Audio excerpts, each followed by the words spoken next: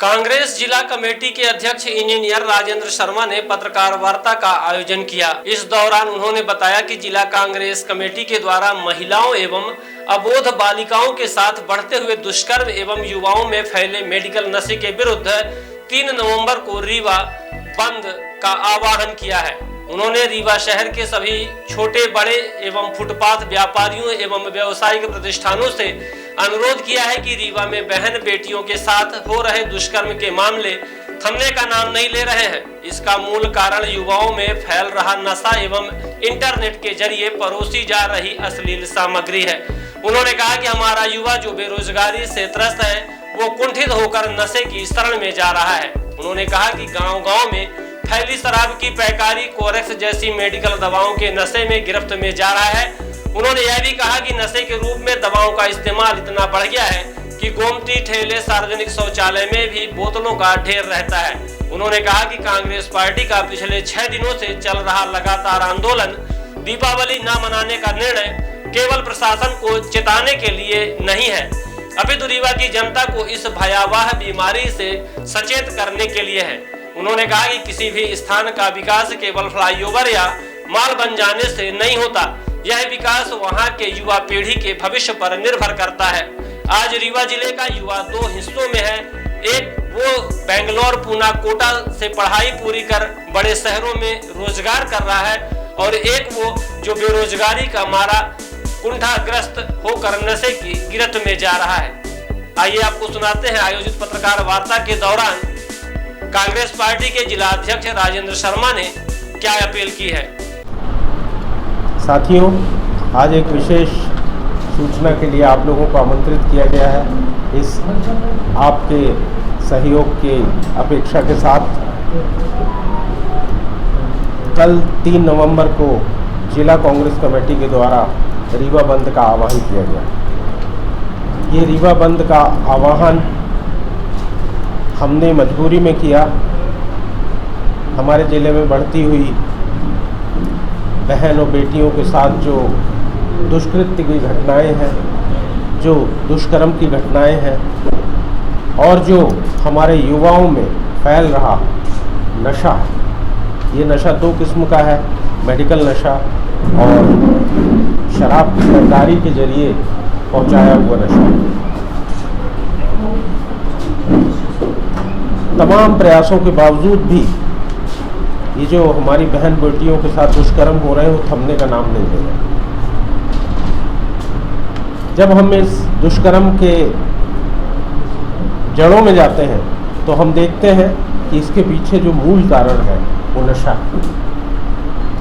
Internet के जरिए जो अश्लील सामग्री परोसी जा रही है वो तो पूरे देश की एक समस्या है, पर ये नशा जो है उसके अंदर मानसिक विकृति ला रहा है। ये 2 प्रकार का नशा है, जैसे मैं कह रहा था। एक शराब जो गांव-गांव में बिक रही है।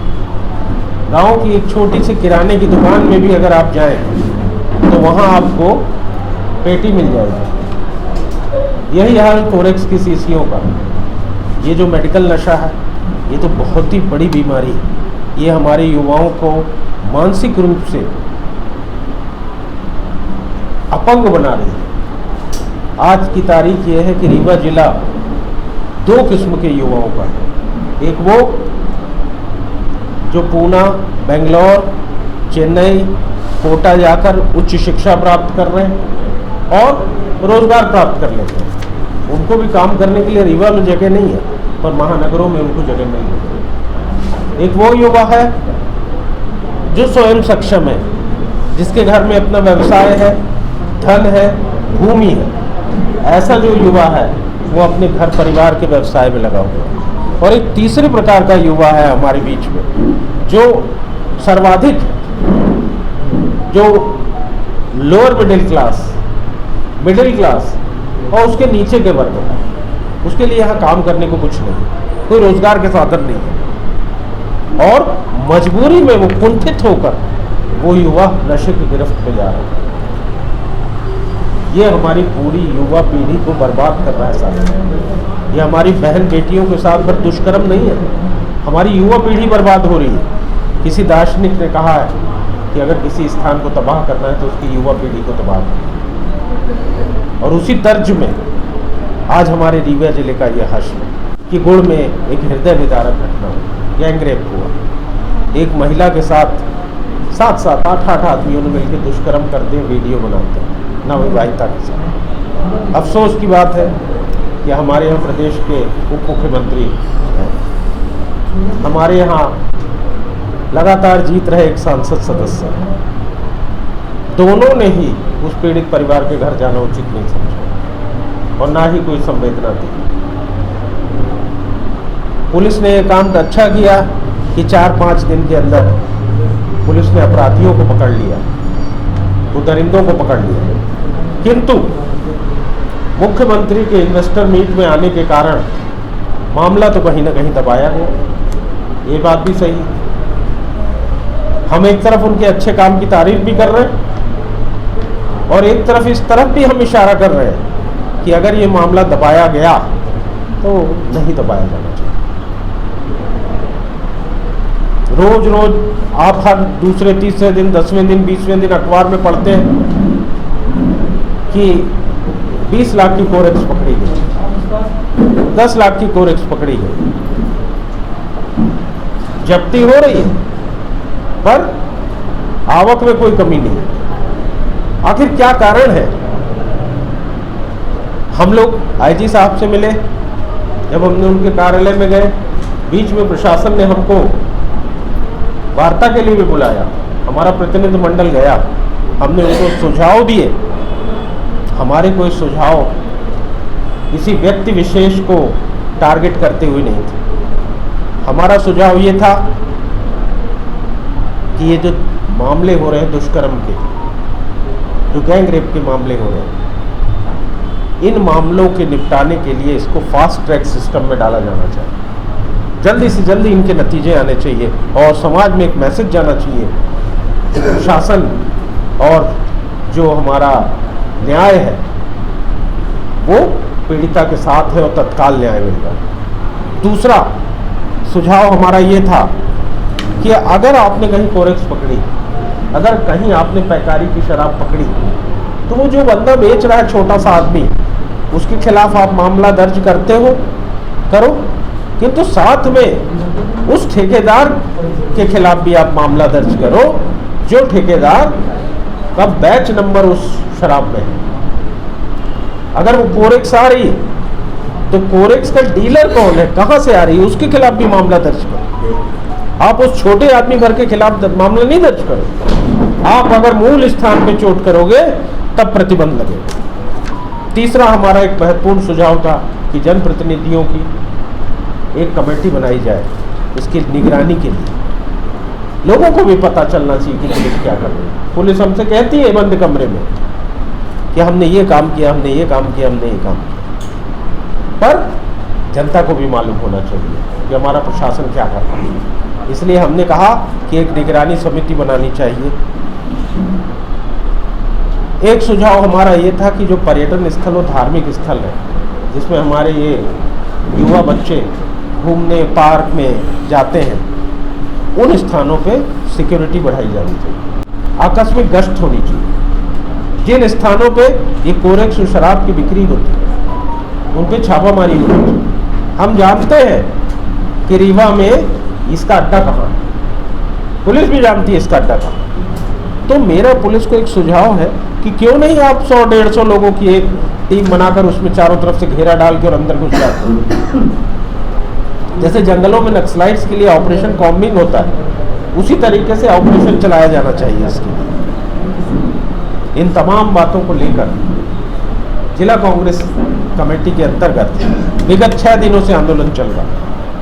आज हमारा 3 दिवसीय धरना समाप्त हुआ, कल रीवा बंद है, कल 7वां दिन होगा जिला कांग्रेस कमेटी का। ये आंदोलन जो है ये हमारा राजनीतिक आंदोलन भर नहीं है, हमने ये पार्टी के बैनर के तहत अवश्य किया है, पर हमारा जो इशू है, जो हमारा उद्देश्य है, वो हमारा एक बड़ा सामाजिक इशू है। हम कल के बंद से केवल और इस आंदोलन से केवल प्रशासन को नहीं चेताना चाहते, हम रीवा में भी लोगों को आगाह करना चाहते हैं कि ऐसी महामारी से जो इस हमारी युवा पीढ़ी को नष्ट करने जा रही है। ये फ्लाईओवर्स, ये शॉपिंग मॉल्स, ये विकास नहीं है। विकास तो युवा पीढ़ी का है। आप युवा को इतना विकसित करो कि वो विकास का इंजन बने। तो यहाँ युवा को विकसित करने के लिए तो कोई काम हो नहीं रहा। युवाओं को तो नशे की गिरफ्त में आपने ढकेल दिया। इन तमाम बातों को लेकर हमारा ये कल का बंद रीवा की जनता के लिए भी एक संदेश है। हम अपने रीवा के व्यापारिक बंधुओं से निवेदन करना चाहते हैं, हाथ जोड़कर निवेदन करना चाहते हैं कि कल के रीवा बंद में व्यापारी हमारा सहयोग करें। ये बंद हम अपने लिए नहीं करना चाह रहे, ये बंद हम आगे आने वाली पीढ़ियों के लिए करना चाह रहे हैं। हमारे देश की, हमारे जिले की युवा पीढ़ी के लिए हम ये करना चाहते हैं, ये बंद। मैं प्रशासन से भी ये उम्मीद करता हूँ कि कल के हमारे इस बंद में सहयोगात्मक उनका रुख रहे। कल के बंद का हम जानते हैं, हो सकता है कोई परिणाम इस हमारे आंदोलन का ना निकले, पर हम, ये बड़ी लड़ाई है, लंबी दूर की लड़ाई है, हम इसको आपस में विचार विमर्श करके आगे भी ले जाएं। आप सभी लोग आए यहाँ, देखिए हम इसीलिए आपसे हमने आग्रह किया कि हम चाहते हैं कि ये जो इसकी प्रोसीडिंग्स है ये फास्ट ट्रैक सिस्टम में हो। तत्काल इनको जो भी कानून संगत पनिशमेंट है, सज़ा है, जो हमारी न्यायपालिका कहती है, जो हमारी दंड संहिता कहती है, उसके तहत इनको दिया जाना चाहिए, इंडियन पेनल कोड के तहत। पीड़ित परिवार से आज मुख्यमंत्री वहाँ मिलने गए थे, आज वो हरदी में गए थे, गौशाला का लोग शिलान्यास कर रहे, तो चले गए। पर क्या आज इस घटना 21 तारीख की है और मेरे ख्याल से 21 तारीख के बाद वो लगातार रीवा में है, तो आज कौन सी तारीख है? 2 चलिए, देर आए सोच तो ली, लगे आते ली, रास्ते में जाते जाते ले ली। रास्ते में तो आदमी जाते जाते कहीं भी रुक जाता है। दे के भी आए होंगे। आप देख रहे हैं, हम किसी पुलिसकर्मी के खिलाफ, हम किसी प्रशासन के बंदे के खिलाफ कोई कार्रवाई की मांग नहीं करते। हम तो इस आंदोलन को एक सामाजिक लड़ाई की तरह लड़ रहे हैं। हम प्रशासन को भी बता रहे हैं, सहयोग कर रहे हैं। राजेंद्र शुक्ला जी से पहली बात तो हम ये चाहते थे कि संवेदना प्रकट करते हो। दूसरी बात ये कि अगर रीवा में कोई भी घटना अच्छी होती है तो उसका सबका श्रेय उप मुख्यमंत्री के पास रहता है। तो मुख्यमंत्री, उप मुख्यमंत्री आगे बढ़ के जिम्मेदारी ले। रीवा में बिक रही कोरेक्स की, रीवा में हो रही शराब की तस्करी की, महिलाओं पे बढ़ते अत्याचार की जिम्मेदारी ले। प्रशासनिक अधिकारियों की बैठक में उन्होंने कसावट के निर्देश तो दिए थे। कसावट के निर्देश देने से काम नहीं होता, क्या उनको खुद करना है? उनको जिम्मेदारी लेनी चाहिए। उनको जनता के बीच में बोलना चाहिए कि हाँ, जिस तरीके से वो बोलते हैं मैंने ये बना दिया, मैंने वो बना दिया। रीवा में एयरपोर्ट तो बहुत पहले से कुंवर अर्जुन सिंह जी थे, तभी से एयर स्ट्रिप थी, वायुदूत का जहाज यहाँ से चलता था। उसके बाद उसका उन्नयन हो गया, उन्नयन तो हो गई, आगे फिर उन्नयन होगा। मतलब आपको क्या लगता है कि अगर वो जिम्मेदारी ले लेते हैं तो समस्या समाप्त हो जाएगी? नहीं, जिम्मेदारी लेने से समस्या सॉल्व नहीं होती, पर अगर जिम्मेदारी लेने से जनता के बीच में, जिले के बीच में एक संदेश जाता है कि वो संजीदगी है इस मामले में, उनके अंदर गंभीरता है और वो इसकी जिम्मेदारी ले रहे हैं। मतलब वो नैतिकता का परिचय नहीं दे रहे? नैतिकता का परिचय नहीं दे रहे। आप याद करिए कि रेल की एक घटना हुई थी, तात्कालिक रेलवे मिनिस्टर ललित नारायण मिश्रा ने इस्तीफा दिया था। कांग्रेस उस नैतिकता की समर्थक है। ये कोरेक्स